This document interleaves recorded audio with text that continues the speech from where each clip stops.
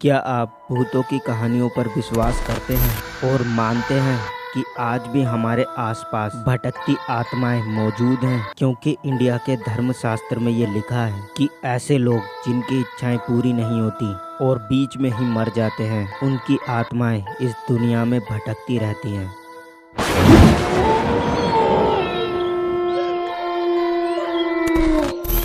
अगर आप लोग मानते हैं कि भूत आत्माएं होती हैं तो वीडियो को अंत तक जरूर देखना, क्योंकि आज की इस वीडियो में मैं आपको एक ऐसी औरत के बारे में बताने जा रहा हूं जिसने कि खुद अपने बच्चों को मार दिया और खुद भी खुदकुशी कर ली, लेकिन उसकी आत्मा आज भी भटकती रहती है। और यह मैक्सिको की एक सच्ची घटना है जिससे कि आज भी वहाँ के लोग डरते हैं।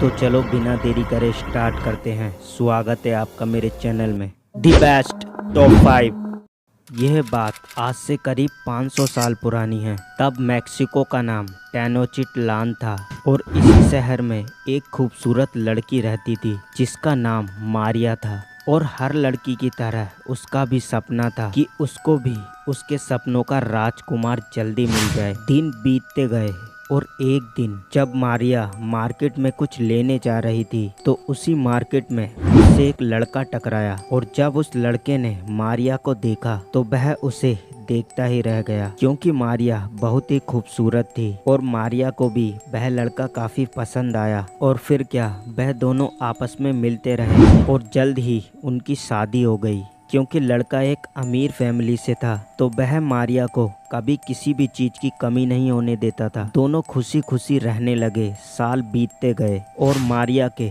2 बच्चे हुए, जिसमें से एक लड़का और एक लड़की थी। एक साल खुशी खुशी बीता कि तभी मारिया के लिए परेशानियों का दौर आ गया। अब मारिया पहले की तरह जवान और सुंदर नहीं रही, क्योंकि उसकी उम्र बढ़ने लगी थी तो उसके चेहरे पर झुर्रियाँ आने लगी। और उसका पति भी सिर्फ बच्चों को ही प्यार करता और उसे नहीं। यह बात मारिया को काफी खलने लगी और बीच बीच में झगड़े भी होने लगे। मारिया का पति भी बहुत ज़्यादा शराब पीने लगा और वह ज़्यादातर समय बाहर ही बिताता था। और जब भी वह घर आता था तो मारिया को देखता भी नहीं था और सिर्फ अपने बच्चों को ही प्यार करता और उन पर ही ध्यान देता था। और फिर एक दिन मारिया ने अपने पति को दूसरी औरत के साथ देख लिया। मारिया यह देखकर काफी क्रोधित हो गई और इसीलिए मारिया ने अपने पति को उसी तरह दर्द देने का फैसला कर लिया। उसने अपने पति की सबसे प्यारी चीज को नष्ट करने का सोच लिया। और फिर एक दिन मारिया और उसके दोनों बच्चे नदी पर नहाने गए तो वहाँ पर भी मारिया ने अपने पति को किसी दूसरी औरत के साथ देख लिया। और जब मारिया के पति ने मारिया को देखा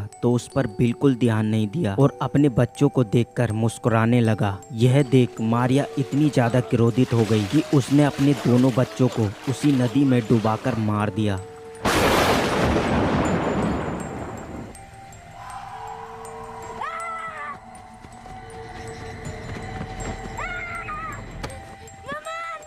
और वहां से गुस्से में चली गई। लेकिन फिर जैसे ही उसका गुस्सा शांत हुआ तो उसे अपनी गलती का एहसास हुआ। उसने सोचा कि इन बच्चों की क्या गलती थी, लेकिन अब क्या होना था, वह दोनों बच्चे तो मर चुके थे। अब मारिया को अपनी गलती पर घुटन होने लगी। वह रोती बिलखती काफी दिनों तक भटकती रही और फिर हार मानकर उसने उसी नदी में जाके सुसाइड कर लिया।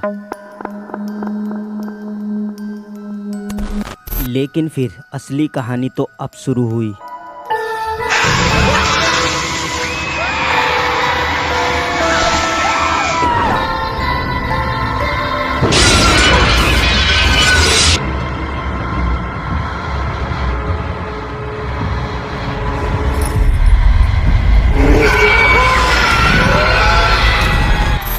मैक्सिको के लोग बताते हैं कि मारिया की मौत के कुछ दिन बाद उसके पति की भी रहस्यमय तरीके से मौत हो गई। मारिया की पति की मौत से पहले वह गांव में बस यह कहता फिरता था कि उसकी पत्नी रोती बिलखती उसके आसपास भटकती रहती है। और यह बात मैक्सिको में काफी तेजी से फैल गई और अचानक से मैक्सिको में रहस्यमय तरीके से बच्चे गायब होने लगे और कई बच्चों की तो रहस्यमय तरीके से मौत भी हो गई। वहाँ के लोगों को ये समझ ही नहीं आ रहा था कि आखिर आखिर यहाँ हो क्या रहा है। मैक्सिको के कई लोगों का तो ये कहना था कि उन्होंने मारिया को देखा है और उन्होंने बताया कि मारिया का चेहरा काफी भयानक हो गया है।